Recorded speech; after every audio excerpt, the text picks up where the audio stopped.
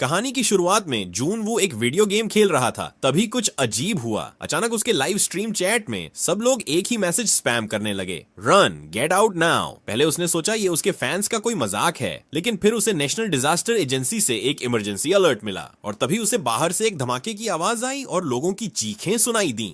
Confuse होकर जून वो balcony पर गया। वो देखकर शॉक्ड रह गया। बाहर की दुनिया पूरी तरह से कैओस में थी। लोग बिल्डिंग्स से बाहर भाग रहे थे, सभी पैनिक में थे। एक फायर ट्रक कंट्रोल से बाहर होकर क्रैश हो गया और उसने देखा एक आदमी दूसरे आदमी को काट रहा था। उसे समझ ही नहीं आया क्या हो रहा है। तभी एक औरत अपनी बेटी को बचाने के लिए एक किचन नाइफ लेकर भागी, लेकिन जैसे ही वो अपनी बेटी के पास पहुंची, उसकी खुद की बेटी उस पर झपट पड़ी और उसे जानवर की तरह काटने लगी। जून वो ये सब देखकर डर के मारे कांपने लगा। उसे समझ नहीं आ रहा था अब क्या करे, और तभी जोर से उसके दरवाजे पर दस्तक हुई। उसने पीपोल से देखा तो सब कुछ नॉर्मल लग रहा था। क्यूरियस होकर उसने दरवाजे का हैंडल पकड़ा, लेकिन जैसे ही उसने दरवाजा खोला एक आदमी अंदर घुस आया। जून वो डर के पीछे हट गया। वो आदमी उसका पड़ोसी सांगचुल था। दोनों की आपस में ज्यादा बनती नहीं थी। जून वो उससे वहां से जाने को कहता है, लेकिन सांगचुल उसे विनती करता है, प्लीज मुझे सिर्फ तुम्हारा बाथरूम यूज करना है, बस उसके बाद चला जाऊंगा। जून वो ने मजबूरी में हाँ कर दी और टीवी ऑन कर दिया। तभी उसे आखिरकार सच का पता चला। एक मिस्टीरियस वायरस शहर में फैल रहा था। जो लोग संक्रमित हो जाते वो ज़ॉम्बी जैसे मॉन्स्टर्स बन जाते थे, और अगर किसी को काटा जाए तो वो भी संक्रमित हो जाता। जून वो पैनिक में आ गया। उसे याद आया कि सांग चुल के कपड़ों पर खून था।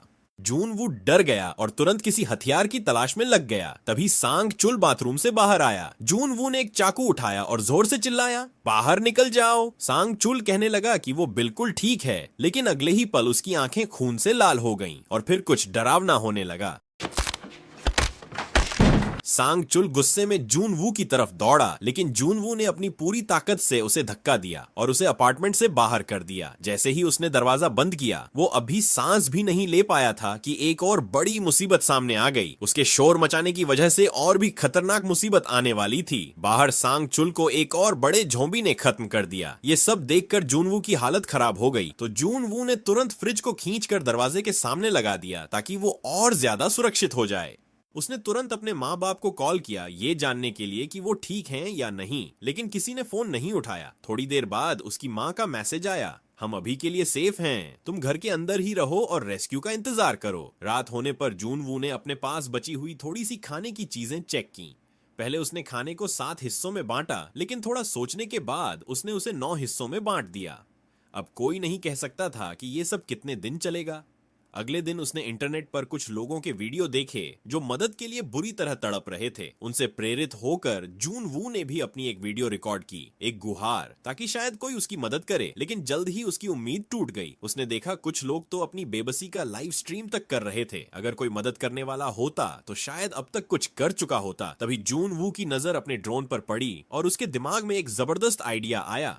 जून वू ने अपना फोन ड्रोन के साथ बांध दिया और उसे बाहर भेज दिया ताकि वो देख सके कि बाहर क्या हो रहा है। लेकिन जो उसने ड्रोन के कैमरे में देखा वो सच में बेहद भयानक था। पूरा मोहल्ला अब एक ज़ॉम्बी का खेल का मैदान बन चुका था। एक भी जिंदा इंसान नजर नहीं आ रहा था। उम्मीद टूट चुकी थी। जून वू ने सोचा कि ध्यान भटकाने के लिए वीडियो गेम ही खेल लेता है, लेकिन जैसे ही उसने गेम शुरू किया तुरंत सर्वर से डिस्कनेक्ट हो गया। आगे बढ़ने से पहले दोस्तों आपसे एक छोटी सी गुजारिश है, कृपया चैनल को सब्सक्राइब जरूर करें, क्योंकि हमें जल्द से जल्द 1000 सब्सक्राइबर पूरे करने हैं। आपका एक सब्सक्राइब हमारे लिए बहुत मायने रखता है। शायद ज़ॉम्बीज़ ने इंटरनेट का सिस्टम भी बर्बाद करना शुरू कर दिया था। जब गेम भी नहीं चला तो उसने फैसला किया कि कुछ देर सो जाता है। लेकिन रात करीब 2:30 उसकी नींद अचानक अजीब सी आवाजों से खुल गई जो नीचे से आ रही थीं। उत्सुकता और थोड़ी चिंता के साथ जून वू ने देखा कि नीचे क्या हो रहा है। लेकिन जैसे ही उसने बाहर झांका, एक गोली उसके सिर के पास से गुजर गई। नीचे एक लेडी कॉप ज़ॉम्बीज से लड़ रही थी। वो बहुत ही हिम्मत वाली और बेखौफ थी, लेकिन उसकी गनफायर की आवाज और ज्यादा ज़ॉम्बीज को अपनी तरफ खींच रही थी। और सबसे बुरी बात ये थी कि उसकी गोलियां खत्म हो चुकी थीं। जैसे ही उसने रीलोड करने की कोशिश की, एक ज़ॉम्बी ने उस पर झपट्टा मारा और उसे जमीन पर गिरा दिया। बाकी ज़ॉम्बी भी तुरंत उस पर टूट पड़े और उसे दबोच लिया गया। एक बेहद निराशा के पल में उस लेडी कॉप ने अपनी गन अपने सिर पर रख दी। वो अपना आखिरी फैसला लेने के लिए तैयार थी, लेकिन वो ऐसा कर नहीं पाई। 2 ज़ॉम्बीज ने उसके हाथ पकड़ लिए और उसे घसीट कर पार्किंग गैराज की तरफ ले गए और वहां नीचे तो और भी ज्यादा ज़ॉम्बी भरे हुए थे। ये सब ऊपर से देखकर जूनवू और सह नहीं सका। उसने पूरी ताकत से चिल्लाया ताकि ज़ॉम्बीज़ का ध्यान उस कॉप से हट जाए, लेकिन सब कुछ पहले ही बहुत देर हो चुकी थी। न सिर्फ वो कॉप बच पाई बल्कि उसकी चीख ने कुछ और ज्यादा खौफनाक को अपनी तरफ खींच लिया। अचानक एक जोर का धमाका हुआ। जूनवू के दरवाजे के सामने जो फ्रिज उसने अड़ाया था उसे किसी ने जोर से लात मारकर तोड़ दिया। वो बड़ा ज़ॉम्बी, वही जिसने उसके पड़ोसी सांग चुल को घसीट कर ले गया था, अब सीधा जूनवू की तरफ बढ़ रहा था। डर के मारे जूनवू ने फ्रिज को वापस दरवाजे के सामने धकेलने की कोशिश की, लेकिन उस मॉन्स्टर के सामने उसकी एक नहीं चल रही थी। जैसे ही वो क्रिएचर दरवाजा तोड़ने वाला था, जूनवू के दिमाग में एक आइडिया आया। ये ज़ॉम्बी आजकल के बच्चों की तरह स्मार्ट नहीं है। जैसे ही ज़ॉम्बी उसकी तरफ बढ़ा तो वो तुरंत बालकनी से नीचे लटक गया और ज़ॉम्बी सीधा हाई राइज बिल्डिंग से नीचे गिर गया। जूनवू ने मुश्किल से अपना बैलेंस बनाए रखा और किसी तरह बच गया, लेकिन जैसे ही उसने नीचे देखा उसका दिल टूट गया। वो बहादुर लेडी पुलिस ऑफिसर अब ज़ॉम्बी बन चुकी थी। इस सब के बाद जूनवू ने दरवाजा और भी मजबूती से बंद कर दिया। फिर उसने सब कुछ छोड़ दिया। उसने अपने पापा की पुरानी वाइन पीनी शुरू कर दी। भूख लगती तो इंस्टेंट नूडल्स खा लेता, थक जाता तो सो जाता और जब दिल टूटता तो चुपके से रो लेता। लेकिन यह सुकून भरा दर्द भी ज्यादा देर तक नहीं टिक पाया। जल्दी ही उसके पास खाना भी खत्म हो गया। जब लग रहा था कि अब सब कुछ खत्म हो चुका है, तभी एक चमत्कार हुआ। उसे उसकी मम्मी का एक वॉइस मैसेज मिला, लेकिन सिग्नल बहुत कमजोर था। चाहे जितनी कोशिश कर लें, मैसेज प्ले नहीं हो रहा था। इसलिए उसने एक बड़ा जोखिम उठाया। वो खिड़की के बाहर चढ़ गया ताकि बेहतर सिग्नल मिल सके। आखिरकार सिग्नल मिल गया, लेकिन जो उसने सुना उसने उसका दिल टुकड़े टुकड़े कर दिया। उसके मम्मी पापा ज़ॉम्बीज़ के हाथों अटैक हो रहे थे। सिर्फ उनकी चीखें सुनाई दी। जून वो पूरी तरह से टूट चुका था। माँ बाप की मौत का गम उसके भीतर एक साथ फट पड़ा। अब उसका जीने का भी मन नहीं था, लेकिन चुपचाप हार मान लेने के बजाय उसने सोचा कि अब सब कुछ बाहर निकालना पड़ेगा। उसने फ्रंट डोर खोला और पहले ज़ॉम्बी पर अपना बैट लेकर टूट पड़ा। जानबूझकर जोर जोर से आवाज की ताकि और ज़ॉम्बीज़ आकर्षित हो जाएं। जब कोई जवाब नहीं आया तो जूनवू ने हिम्मत जुटाकर बाहर कदम रखा, लेकिन जैसे ही उसने पहला कदम रखा, एक बहुत बड़ी ज़ॉम्बी की लहर उसकी तरफ दौड़ती हुई आई। वह हमला करने के लिए तैयार तो था, लेकिन अंदर से बहुत डरा हुआ था। वह पागलों की तरह दौड़ पड़ा, लेकिन सामने का रास्ता भी ज़ॉम्बियों से भरा हुआ था। जल्दी से उसने लिफ्ट का बटन दबाया, लेकिन अगले ही पल एक और बड़ा ज़ॉम्बी झुंड उसकी ओर बढ़ने लगा। जूनवू तुरंत एक कचरे के डिब्बे के पीछे छिप गया और बड़ी मुश्किल से बच पाया। जब ज़ॉम्बी थोड़े दूर चले गए तो वह तेजी से वापस अपने घर की तरफ भागा, लेकिन तभी उसने अपने पीछे कोई आवाज सुनी। किस्मत से वह ज़ॉम्बी अंधा था, इसलिए जूनवू को देख नहीं पाया। जूनवू ने तुरंत मौका पकड़ा, अपने फ्लैट में घुस गया और जोर से दरवाजा बंद कर दिया। ज़ॉम्बी आवाज से आकर्षित हो गए। हैरानी की बात यह थी कि कुछ ज़ॉम्बी को अब भी अपनी इंसानी जिंदगी की कुछ धुंधली यादें थीं। वे दरवाजा खोलने की कोशिश भी करने लगे, लेकिन कुछ देर कोशिश करने के बाद थक कर चले गए। उस रात जब जूनवू ने अपना बदला ले लिया था, उसने एक अंतिम वीडियो रिकॉर्ड किया। वह दुनिया को अलविदा कहने के लिए तैयार था, लेकिन जैसे ही उसने हमेशा के लिए अपनी सांसें बंद करने की कोशिश की, अचानक एक लाल रोशनी उसकी खिड़की के पार चमकी। वह रोशनी सामने वाली इमारत से आ रही थी। उसी पल जूनवू को समझ में आ गया, वह अकेला सर्वाइवर नहीं था। वह किसी तरह अपने गले की रस्सी खोलता है और उस लाल रोशनी की तरफ देखता है, और वहां एक जवान और खूबसूरत लड़की खड़ी थी। उसने जूनवू की तरफ देखा और उसे इडियट कह दिया, लेकिन गुस्सा करने की बजाय जूनवू का दिल खुशी से भर गया। उसने खुशी खुशी उस लड़की की तरफ हाथ हिलाया। फिर लड़की ने हाथ के इशारों से बताया कि कल सुबह 7 बजे वह उससे बात करेगी। दोनों अपने अपने कमरों में लौट गए। बिल्कुल जूनवू की तरह वह लड़की भी वायरस आउटब्रेक के बाद से अकेली ही रह रही थी। लेकिन किम सर्वाइवल में जूनवू से काफी ज्यादा समझदार थी। उसने अपना खाना सख्ती से राशन किया था और अपने अपार्टमेंट के अंदर कई ट्रैप्स भी लगा रखे थे, ताकि अगर कोई ज़ॉम्बी अंदर घुस आए तो उसका काम तमाम हो जाए। अगली सुबह दोनों ने अपने नाम एक दूसरे को बताए। लड़की का नाम था किम। तब तक जूनवू पूरे दिन बिना कुछ खाए रह चुका था। उसका पेट दर्द से भर गया था। किम ने उसकी हालत देखी और तय किया कि उसे कुछ खाने को भेजना चाहिए। उसका प्लान था कि एक बेसबॉल से एक रस्सी बांधकर उसे सामने की बिल्डिंग में फेंके, ताकि दोनों बिल्डिंग्स को आपस में जोड़ा जा सके। लेकिन किम ने दूरी का अंदाजा थोड़ा गलत लगा लिया। खुशकिस्मती से जूनवू ने तुरंत समझ लिया कि वह क्या करने की कोशिश कर रही है। उसने अपना ड्रोन इस्तेमाल किया और रस्सी को उड़ाकर किम तक पहुंचा दिया। प्लान काम कर गया और कुछ ही देर में जूनवू को किम का फूड पैकेज मिल गया। आखिरकार जून वू ने एक अच्छा खाना एंजॉय किया, लेकिन तभी कुछ ऐसा हुआ जिसकी उम्मीद नहीं थी। एक जॉम्बी बन चुका फायर फाइटर उस रस्सी और उससे बंधी बेसबॉल को देख चुका था। जून वू ने तुरंत किम को चेतावनी दी। किम ने रस्सी खोलने की कोशिश की, लेकिन जॉम्बी ने जोर से उसे खींच लिया, जिससे एक टेबल किम पर गिर गई और वह बेहोश हो गई। और सबसे बड़ी समस्या ये थी कि उन जॉम्बीज के पास अब भी इंसानों जैसा दिमाग था। वह बिल्डिंग पर चढ़ने लगा। जून वू ने एक बोतल उठाई और उस जॉम्बी पर फेंकी ताकि उसका ध्यान भटके, लेकिन जॉम्बी पर कोई असर नहीं हुआ। वह सीधा किम के अपार्टमेंट की ओर चढ़ता जा रहा था। जून वू ने अपना ड्रोन भेजा ताकि जॉम्बी को डिस्टर्ब कर सके।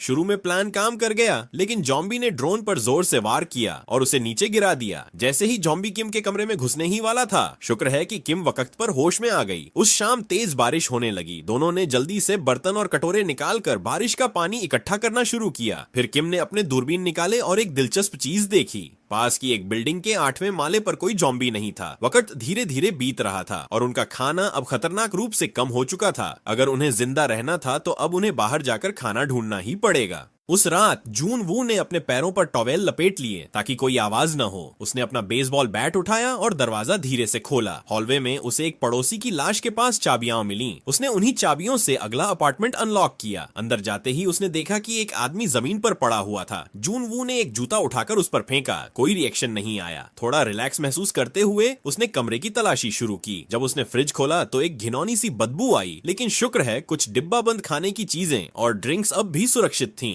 उसने सब कुछ पैक किया और आगे बढ़ा। जहां वह लाश पड़ी थी वहां उसे और भी डिब्बे और 2 वॉकी टॉकीज मिल गए, लेकिन जाते जाते जून वू से एक गलती हो गई। उसने जिज्ञासा में उस बॉडी को ध्यान से देखने की सोची। तभी अचानक एक जॉम्बी ने पीछे से उस पर हमला कर दिया। जून वू ने तुरंत वह बॉडी उठाई और उसे ढाल की तरह इस्तेमाल करते हुए जॉम्बी का अटैक ब्लॉक किया।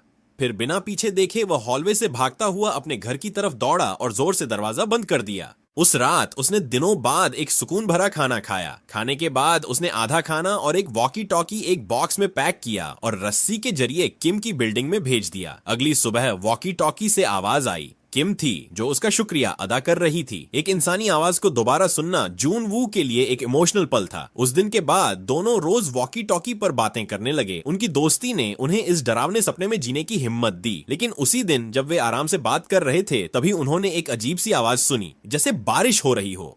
जून वू तुरंत पानी इकट्ठा करने के लिए खिड़की की तरफ दौड़ा, लेकिन जैसे ही उसने खिड़की खोली वह चौंक गया। वह कोई बारिश नहीं थी, वो जॉम्बीज के कदमों की आवाज थी। किसी वजह से सारे जॉम्बीज पागल हो गए थे और बिल्डिंग्स की तरफ दौड़ रहे थे। जून वू और किम तुरंत फर्श पर गिर पड़े। बिल्कुल भी आवाज न करने की कोशिश करते हुए एक छोटी सी भी आवाज उनकी मौत बन सकती थी।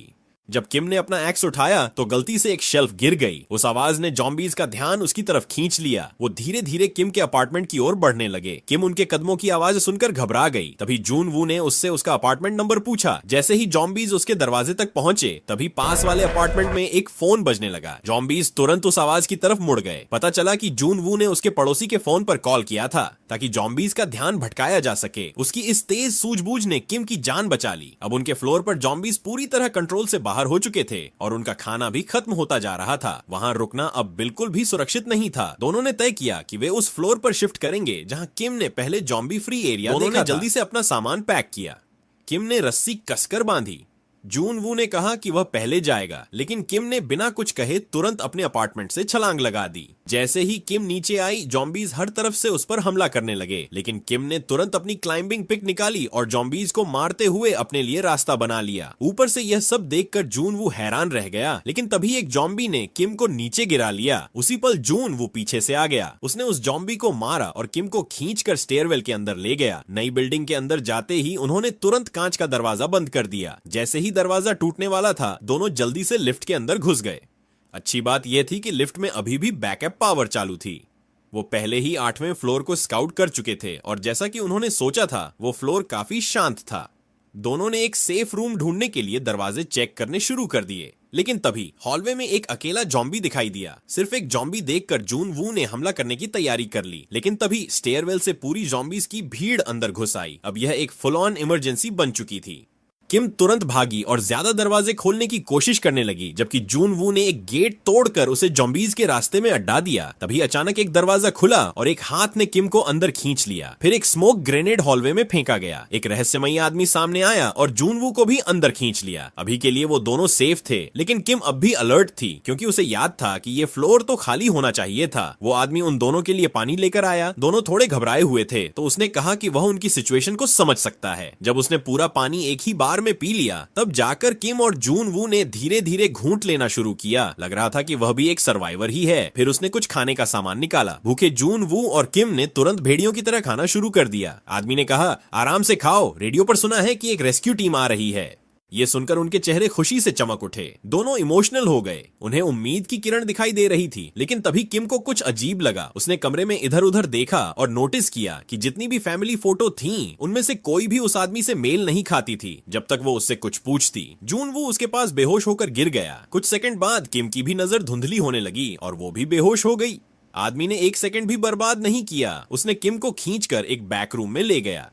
किम की आंख खुली तो उसने देखा कि एक फीमेल जॉम्बी उसके सामने बंधी हुई थी। वो बहुत ज्यादा डर गई। वो जॉम्बी उस आदमी की बीवी थी। वो उससे बहुत प्यार करता था और जब वो जॉम्बी बन गई तब भी उसने उसे छोड़ने से इनकार कर दिया। वो उसे भूखा नहीं देख सकता था, इसलिए वो दूसरे सर्वाइवर्स को अगवा करता था ताकि उन्हें अपनी बीवी को खिला सके। जो फैमिली पहले वहां रहती थी, वो सब उसकी जॉम्बी बीवी का खाना बन चुकी थी। कमरे के बाहर वो आदमी धीरे धीरे उस रस्सी को ढीला कर रहा था जिससे उसकी बीवी को बांधा गया था। किम ने डर के मारे जोर से चीख मारी और उससे दूर जाने लगी। तभी अचानक जून वू की आंख खुल गई। पैनिक में उसने तुरंत उस आदमी पर बंदूक तान दी, लेकिन आदमी ने उसकी आंखों में आंखें डालकर शांति से रस्सी छोड़ दी। जून वू फौरन आगे कूदा रस्सी पकड़ने के लिए, लेकिन जॉम्बी की ताकत ज्यादा थी। रस्सी उसके हाथों से फिसल गई। जून वू भागकर दरवाजे तक गया, लेकिन पता चला वो लॉक थी। अगले ही पल एक भयानक चीख कमरे से सुनाई दी और फिर सन्नाटा छा गया। क्या जॉम्बी ने अपना खाना पूरा कर लिया था? आदमी ने धीरे से दरवाजा खोला, लेकिन जॉम्बी तुरंत उस पर झपट्टी और उसके गले में काट लिया। पर सच ये था, किम ने जॉम्बी के सिर पर एक तकिया डाल दिया था, जिसकी वजह से वो बच गई थी। आदमी अपनी जॉम्बी वाइफ को अब भी प्यार से संभालने की कोशिश कर रहा था। ये देखकर किम और नहीं सह पाई। उसने ट्रिगर दबा दिया और दोनों को मुक्ति दे दी, लेकिन उस गोली की आवाज ने पूरी बिल्डिंग में जॉम्बीज को आकर्षित कर लिया। अब उनका बचना नामुमकिन लग रहा था। किम और जून वू ने एक दूसरे की तरफ देखा, एक कड़वा सा मुस्कान एक्सचेंज किया और अपनी गन्स उठाई, तैयार सब खत्म कर देने के लिए।